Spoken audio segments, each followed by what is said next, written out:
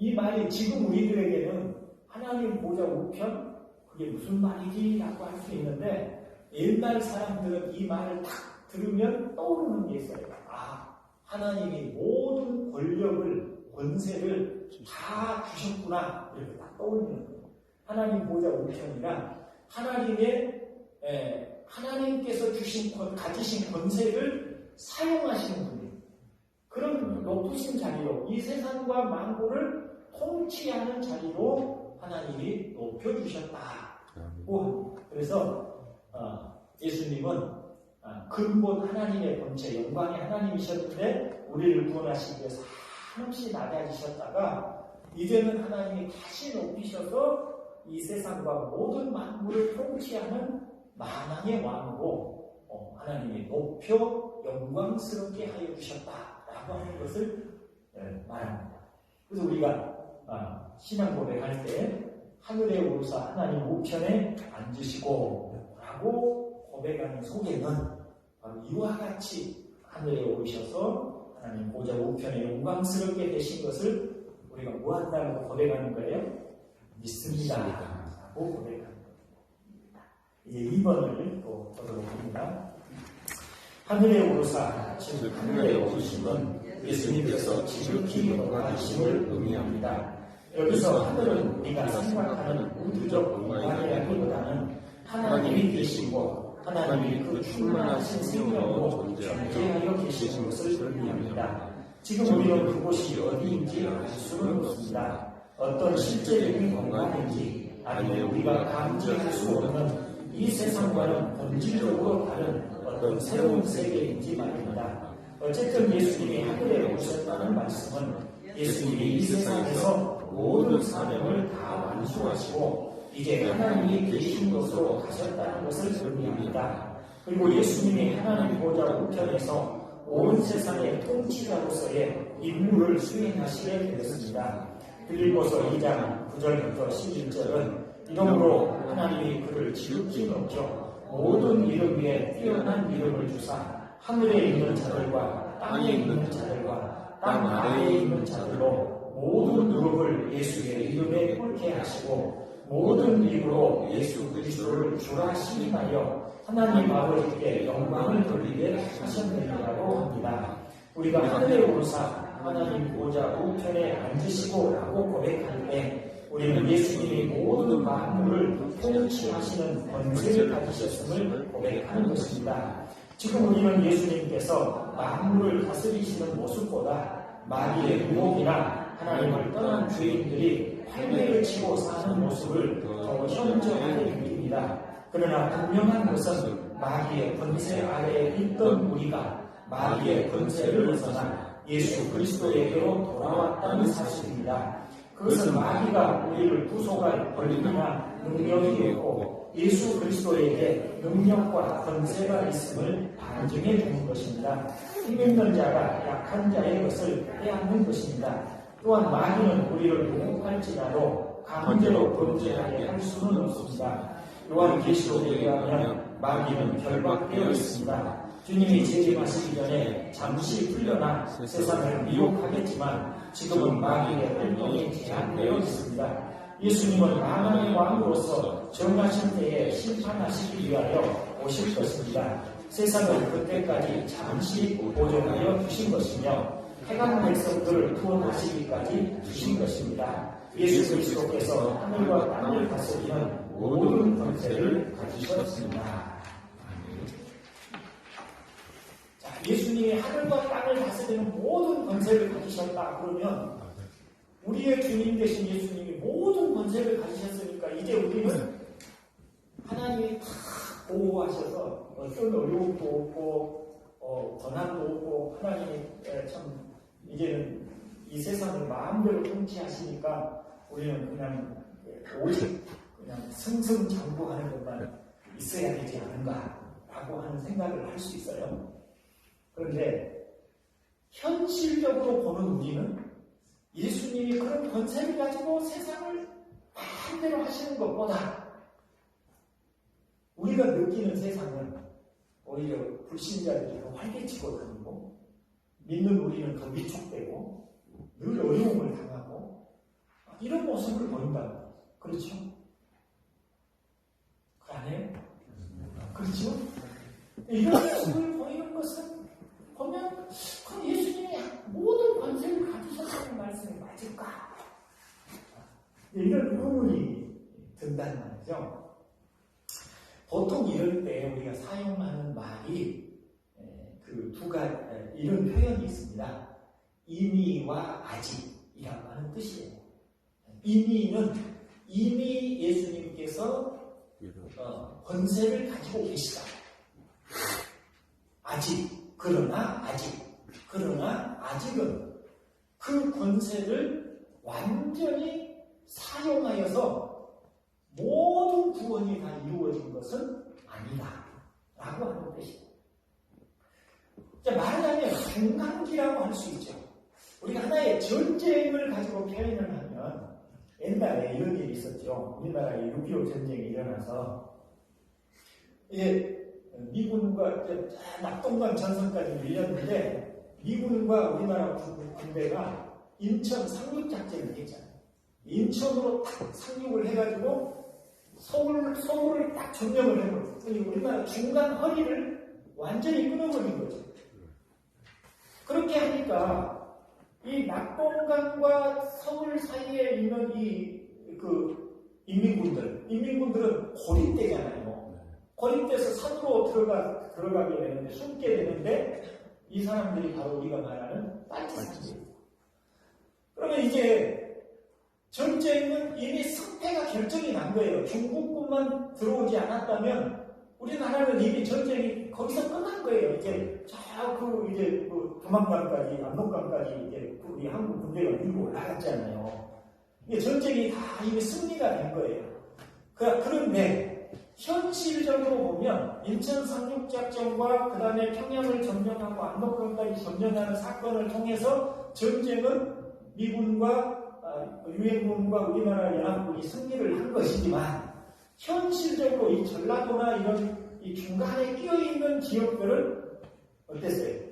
낮에는 경찰들이 이 힘을 행사를 하지만 밤이 되면 빨치산들이 내려와가지고 또 온 세상을 그냥 뒤집어 놓고 그랬단 말이죠. 여기 아마 연세가 드신 분들은 다 기억하실 것 같아요. 저희 아버님도 그 당시에 이장을 하셨대요.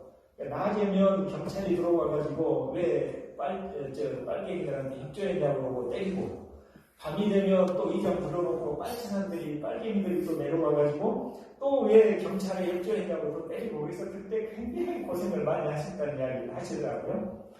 자, 전쟁은 이미 승패는 결정났어요. 그러나 아직 뭐가 남아있어요? 그 잔존 세력들이 남아있죠. 그러듯이 예수님께서 이미 승리를 하셨다. 그리고 모든 영광과 권세를 가지셨다. 그러나 아직은 시기적으로 주님이 재림에 오실 때까지 잠시 그들의 세력이 남아있는 것이다 라고 이해를 할 수 있다는 겁니다. 그런데 예수님께서 권세를 가지시고 승리하셨다는 이야기를 우리가 어떻게 알 수 있느냐, 그런 사실을 어떻게 알 수 있느냐, 우리가 구원받은 사실이 그것을 증거해 준다는 이야기. 원래 우리는 누구에게 소속된 자였어요? 에베소서 2장에 보면 이 하늘과 공중의 권세 잡은 자라고 표현되는 마귀의 지배 아래 있었던 우리들이었죠. 마귀의 지배 아래, 마귀의 사슬 아래 있었던 우리들이에요. 그런데 그런 우리가 구원을 받았어요. 누구를 통해서? 예수님을 통해서. 자, 예수님을 통해서 우리가 구원을 받았는데 예수님이 힘이 셉니까? 마귀가 힘이 셉니까? 예수님. 그것이 뭘로 증거가 돼요? 우리가 구원 받은 것으로 증거가 돼요. 마귀가 힘이 세다면 우리가 구원을 받았을까요? 못 받았을까요? 못 받죠. 왜냐하면 마귀가 힘이 세서 딱 잡고 있는데 우리가 어떻게 구원을 받아요? 구원을 받을 수가 없죠. 그런데 예수님께서 오셔서 이제 우리가 일테면, 말하자면 마귀한테 그건 내 백성이야, 이게 내놔. 그러니까 마귀가 꼼짝 못하고 할 수 없이 내준 거죠. 그래서 구원받은 게 우리들이다. 아멘. 그러니까 결국 누가 힘이 세다는 얘기죠? 예수님. 예수님의 권세가 마귀의 권세보다 훨씬 강하시다 라고 하는 것을 우리의 구원을 통해서 증거가 되고 있는 것입니다. 아멘. 또 예수님 요한계시록을 통해서 우리가 모르는 영적 상황을 보여주고 계시죠. 1000년 동안 마귀가 하늘로부터 내려온 미가엘 천사와 하나님이 보내신 천사들에 의해서 결박되어 무효갱 속에 갇혀있는 시기가 바로 지금의 시기라고 했잖아요. 그러니까 지금 마귀는 이 결박되어 있어서 마음대로 활동할 수 없는 세상. 우리가 기억해야 될 것은 마귀가 그렇게 간단한 존재가 아니에요.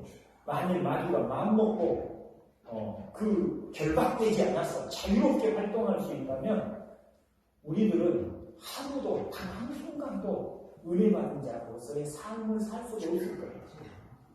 그러나 지금은 마귀가 결박되어 함부로 활동할 수 없어요. 아까 우리가 읽었던 것처럼 우리를 강제로 범죄하게 할 수 없어요.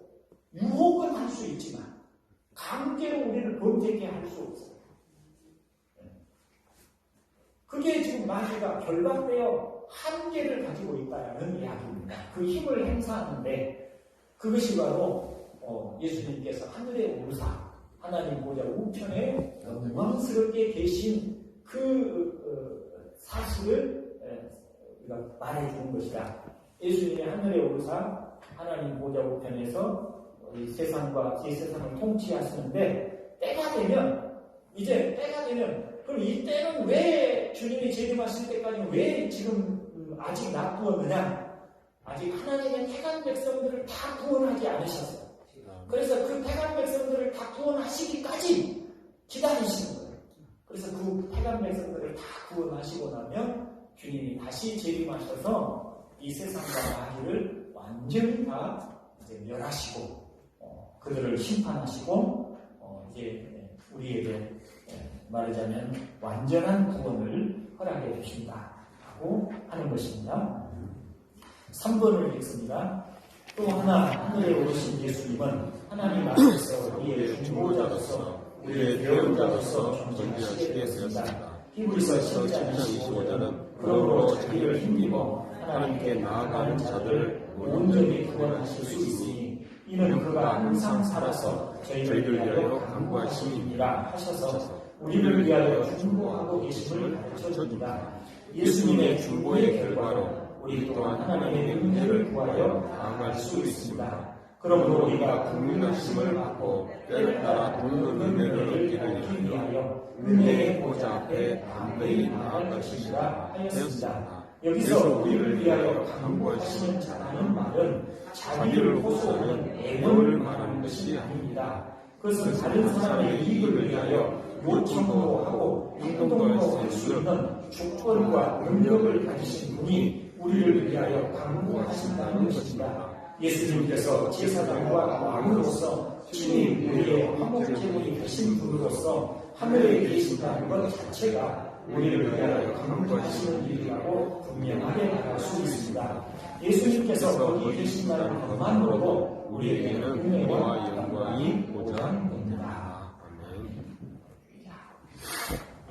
다른 내용은 다 여러분들이 이해하실 수 있고 우리를 위해서 중보하시고 기도하신다라고 하는 내용은 이해하실 수 있는데 자 여기서 우리가 하나 주목해야 될 게 뭐냐면 예수님이 우리를 위해서 하나님께 간구하신다고 할 때 들어줄지 안 들어줄지 모르는 상태로서 하나님 얼마나 저 사람이 불쌍해요 얼마나 안타까워요 그러니 제발 좀 살펴주세요 제발 좀 도와주세요 이렇게 간구하신다는 뜻이 아니다.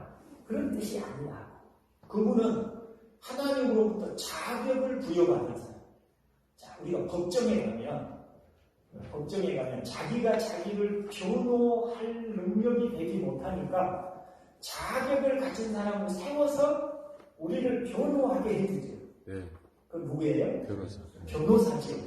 그 변호사는 자격을 가지고서 아무나 가서 우리를 변호하는 게 아니에요. 자격을 갖춘 자가 가서 우리를 위해서 마치 자신의 일처럼 변호를 한단 말이죠. 그렇듯이 예수님께서 우리를 위해서 중보하신다고 할 때는 자격을 갖추신 분으로서 중보자가 되시는 거예요. 아멘. 그분은 어떻게 자격을 갖추셨어요? 우리를 죄에서 구원하기 위해서 자기가 친히 하나님의 뜻을 따라서 나자기 우리 죄값을 자기가 친히 자기의 몸으로서 속죄 제물을 드려서 우리 죄를 위한 속죄를 하셨어요. 그러니까 우리를 위한 모든 희생을 다 담당을 하신 것이죠. 그리고 이제 하나님께서 그것을 인정하셨으니까 하나님이 그분을 살리셨고 그리고 하늘에 올리신 거예요. 그러니까 예수님을 하늘에 올리신 이유는, 그리고 하나님 보좌 우편에 앉으신 이유는, 앉게 하신 이유는 하나님께서 그 예수님을 인정하신다는 거죠. 예수님이 하신 희생, 예수님이 하신 모든 일을 인정하셔서 이제 그 모든 것을 다 받으셨다고 인정하셔서 하늘에 오르게 하시고 하나님 보좌 우편에 앉게 하신 거예요. 그러니까 당당한 자격을 갖추신 것이죠. 예수님은 우리를 위한 자신의 몸으로서 우리를 위해 속죄 제물로 자기 몸을 드리셨으니까, 그리고 하나님에 의해서 인정을 받았으니까 당당한 자격을 가지고 가서 우리를 위해서 기도하신다는 거예요. 그게 바로 하나님 보좌 우편에서 우리를 위하여 간구하신다는 뜻입니다.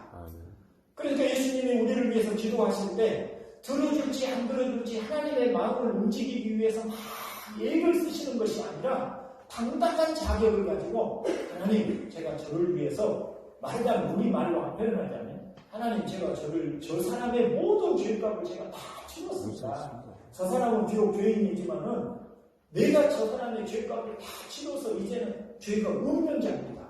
하나님께서 의롭게 하신 자입니다. 제가 저 사람의 죄값을 다 치렀습니다. 그러니 이제 저 사람을 살펴주셔야 됩니다. 저 사람에게 은혜를 주셔야 됩니다. 이렇게 당당하게 말씀하시고 우리를 위해서 요청하실 수 있는 바로 그런 자격을 갖추신 분으로 예수님이 계시게 되었다라고. 그러니 여러분, 우리는 얼마나 복된 은혜를 받은 사람들입니까? 우리가 한번 좀 우리 입장에 돌아가서 생각해 봅시다. 자, 우리 예수 믿고 구원받은 이후에 우리의 생활이 어땠어요? 하나님께서 보실 때, 야, 내가 너를 참 갸륵하고 참 충성스러우니 내가 너를 잘 보호해서 흔들리지 않도록 내가 잘 이끌어줘야 되겠구나 하실만하게 살았어요. 그러지 못했어요. 택도죠. 전혀 그러지 못했죠. 전혀 그렇게 하지 못했어요. 이게 뭐 신앙생활을 한 건지 안 한 건지, 믿는 건지 안 믿는 건지 도무지 이게 구분이 안 될 만큼의 못난 모습으로 우리가 살아왔어요. 그런데 말이죠, 그 정도 살았으면, 그런 정도의 모습이라면 이미 우리는 세상으로 가도 12번도 더 갔고, 우리는 예수 안 믿는 자, 불신자가 되어도 수백 번도 더 되었을 사람들이에요. 근데 어떻게 됐게 꾸역꾸역 그 믿음을 잃지 않고 다시 일어서고 또 일어서고 믿음으로 또 나오고, 그리고 끝까지 견디고 참고 계속해서 이 믿음의 자리를 벗어나지 않고 어떻게 꾸역꾸역 이 자리에 앉아있어요. 그렇죠? 이게 어떻게 된 일일까요? 우리 때문이 아닙니다. 그렇게 연약한 우리를 위해서 아버지 보좌 우편에서 우리를 위해서 간구하시는 예수님이 계시기 때문에 오늘 우리가 이 자리에 여전히 있는 줄로 믿습니다. 아멘. 그래서 어제 저녁에 우리가 읽었던 에베소서 1장의 말씀을 보면 우리를 보호하시고 지켜주시는, 끝까지 구원에 이르게 하시는, 보호하시는 하나님의 능력이 얼마나 큰가를 알게 해달라고 기록하고 있었죠. 그 능력의 지극히 크심이 어떠한 것을 알게 해주십시오 라고 기도하는 내용이 있었어요. 하나님께서 큰 능력으로, 사실은 여러분 우리는요 정직하게 얘기하면 구원은 받았는데 이 구원의 자리가 싫어서, 좋아서가 아니에요. 싫어서 끊임없이 하나님 저 그냥 세상 갈래요, 저 그냥 내 마음대로 살래요, 계속 벗어나려고 했던 사람들이 우리들이에요. 아멘. 구원 받았으니까 하나님 나 좀 지켜주세요, 나 좀 보호해주세요, 나 좀 믿음으로 살겠습니다 하는 게 아니라, 우리는 말로는 그렇게 했을는지 몰라도 실제 우리의 생활의 모습은 하나님 막 갈랍니다. 세상으로 갈래요. 그냥 이 믿음도 싫고 신앙도 싫고 다 그냥 내 마음대로 살래요. 예수 안 믿을 때가 훨씬 더 좋았어요. 그런 식으로 우리가 살아왔어요. 실제 우리의 생활. 그러니까 우리 구원의 은혜를 받았는데 끊임없이 우리를 벗어나려고 하고 또 하나님 우리는 벗어나려고 하고 또 그 하나님의 은혜조차 받지 않으려고 거절하는 그런 우리를 붙잡고 오늘 이 자리에 있게 하신 것은 하나님이 우리를 보호하시고 큰 능력으로 우리를 꽉 붙잡고 있었기 때문에 가능한 일이었다. 그것은 우리를 위해서 중보해 주신 예수님이 하나님 보호자 우편에 있기 때문에 그러한 줄로 믿습니다. 그러므로 우리는 끝까지 우리가 구원에 이를 것을 확신할 수 있어요, 없어요? 있어요. 저는 이런 일에 매우 조심스러워서 어떻게 말씀드려야 될지 모르겠어요. 매우 조심스러워서 어떻게 말씀드려야 될지 모르겠어요. 근데 지난번에 우리 정미혁 성도님의 임종을 우리가 봤잖아요.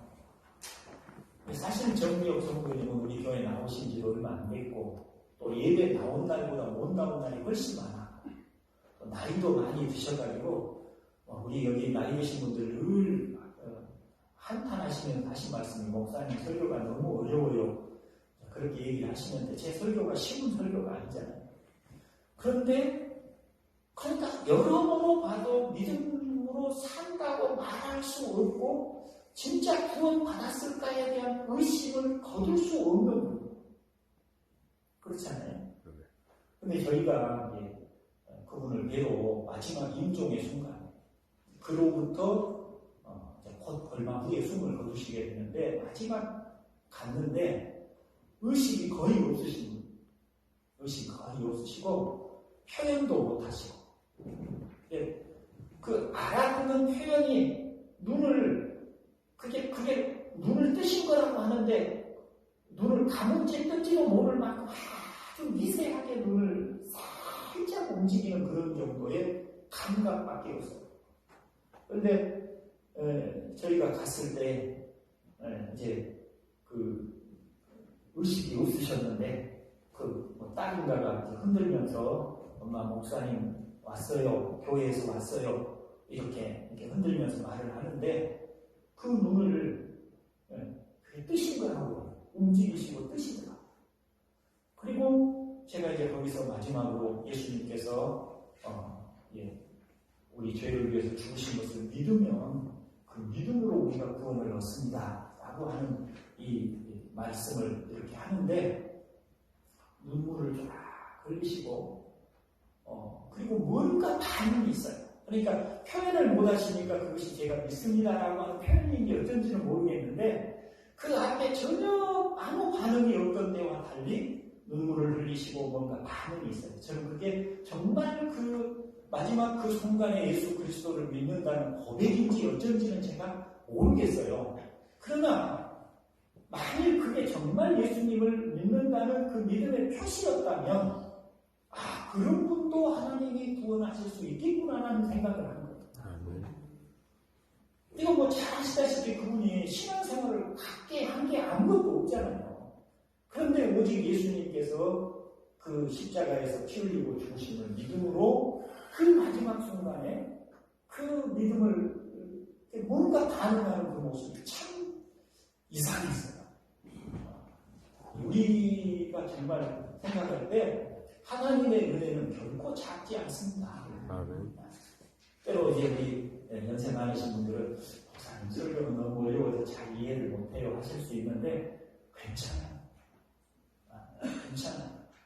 그 예수 그리스도께서 나의 죄값을 담당해 주시고 죽으셨고 부활하셨다는 것은 이 복음을 진실로 믿고 있으면 구원이 받은 겁니다. 그 목사님 좀 설교 좀 쉽게 하시기 어떤 분이 그런 얘기를 하셨어요. 근데 제가 그런 대답을 드렸죠. 자, 어린아이가 있습니다. 태어난 어린아이에게 젖을 먹이고 조금 자라면 이유식을 먹여요. 근데 좀 더 크면 뭘 먹여야 돼요? 밥을 먹여야 돼요. 근데 잘 못 먹는다고 계속해서 이유식만 먹이고 있으면 이 아이는 아무리 커도 이유식밖에 못 먹는 아이밖에 못 됩니다. 설교가 어려운 이유는 그리고 알아들을 수 있는 분들은 신앙이 성장해 가야 됩니다. 많은 진리의 지식으로 신앙이 자라가야 되잖아요. 다른 잘 못 알아듣는 분들을 위해서 계속 설교를 쉽게만 하면 계속 성도들 전체 수준이 거기에만 머무를 수밖에 없다. 그래서 목사는 다소 힘들어도 다소 어려워도 알아들을 수 있는 분들을 위해서 장성할 수 있는 분들을 위해서 설교를 좀 더 진리를 깊게 얘기를 하고 그럼 그런 분들이 자라서 믿음이 연약하고 잘 이해를 못하신 분들을 가르쳐 주셔야 돼요. 깨닫게 해주셔야 돼요. 그렇게 하는 것인데 어쨌든 그 모든 것을 다 이해를 못해도 괜찮아요. 예수 그리스도를 진실로 믿고 있으면 그 사람은 하나님의 자녀고 예수님께서 하나님 보좌 우편에서 붙들고 계심을 확신하십시오. 아멘. 자, 마지막 4번 보십시다. 예수님께서 높아지셔서 하늘에 오르셨다는 것은 그리스도인들이 하나님과 교제하는 비밀한 삶을 여기 이곳에서 현재적으로 누린다는 것을 의미합니다. 즉 신자들은 아직 죽음 안에 갇혀있지만 이미 부활의 생명을 이 땅에서 누리기 시작합니다. 하나님의 자녀로서 하나님과 영원히 함께할 새로운 피조물로서의 새 존재가 이미 시작이 되었습니다. 또한 예수 그리스도의 영이신 성령님께서 오셔서 신자들 속에 내재하심으로 하늘에서 영원히 누릴 하나님과의 교제를 이 땅에서 지금 누리기 시작하였습니다. 에베소서 1장 4절부터 6절입니다. 국률이 풍성하신 하나님이 우리를 사랑하신 그 큰 사랑을 인하여 허물로 죽은 우리를 그리스도와 함께 살리셨고 너희는 은혜로 구원을 받은 것이라. 또 함께 일으키사 그리스도 예수 안에서 함께 하늘에 앉히시니 신자들이 이와 같은 은혜를 누리는 것은 우리의 중보자 되신 예수 그리스도께서 우리를 위한 예수의 죽음을 죽으셨을 뿐만 아니라 지금은 하늘에 오셔서 하나님 보좌 우편에 앉아 계심으로 주어진 은혜입니다. 성공의 기도서에 이런 내용이 있습니다. 하나님이여 당신의 목생자 우리 예수 그리스도께서 하늘에 올라가신 것을 저희들이 믿는 것과 같이 저희들로 하여금 마음으로나 지식으로나 그곳에 올라가서 그리스도와 더불어 항상 거하게 하여 주시옵소서. 즉 우리는 지금 땅에서부터 이 하늘의 영광에 참여하고 있습니다. 이것이 예수님이 하늘에 오사 이루어진 은혜입니다. 매우 중요한 얘기를 하고 있습니다. 자, 구원받은 우리는 이미 이 땅에서 천국의 삶을 시작했다. 아멘. 이런 얘기. 자, 어떻게 시작했는지 세 가지로만 얘기할게요. 첫째, 우리 안에 예수 그리스도를 진실로 믿고 난 이후에 우리 안에 새로움이 생기기 시작해요. 새로움이 생기기 시작해요. 그 새로움이 뭐예요? 새로움이 뭐예요? 어떤 식으로 새로움이 생겼어요? 내 마음대로, 내 뜻대로, 내 욕심대로 그렇게 살려고 하던 우리가 예수를 믿고 나서 새로움이 생겼는데 이제는 어떻게 하면 하나님을 기쁘시게 하는 자가 될 수 있을까? 하나님을 사랑하며 살 수 있을까? 형제들을 사랑할 수 있을까? 소원이 우리 안에 생겨요. 그리고 그 소원대로 살려고 하는 움직임이 우리 안에 시작이 된 거죠. 아직은 지극히 작은 날개짓에 불과할지라도 아직은 지극히 미비한 타장에 불과할지라도 우리 안에 예수님을 통하여서 이루어진 새로움이 이 마치 연한 순이 돋아난 것처럼 우리 안에 새 마음이 생기기 시작했죠. 이 새 마음은 어디서 활짝꽃을 피울까요? 천국에서 활짝꽃을 피우고 완전하게 되겠죠. 그런데 이 천국에서 완전하게 될 것이 이미 이 땅에서 작고 미미하지만 시작이 되었다는 거다. 천국의 삶이 이 땅에서 시작이 된 거다. 첫째. 두 번째는 천국에서의 삶은 하나님과 우리 인간 사이에 깊은 영적 교통이 이루어지는 그 사랑의 교통이 이루어지는 삶이 천국의 삶이라고 했죠. 아멘. 하나님은 우리를 사랑하고 우리는 하나님을 사랑하고 하나님과 우리가 함께 교제하고 교통함이 천국의 삶이라고 했죠. 아멘.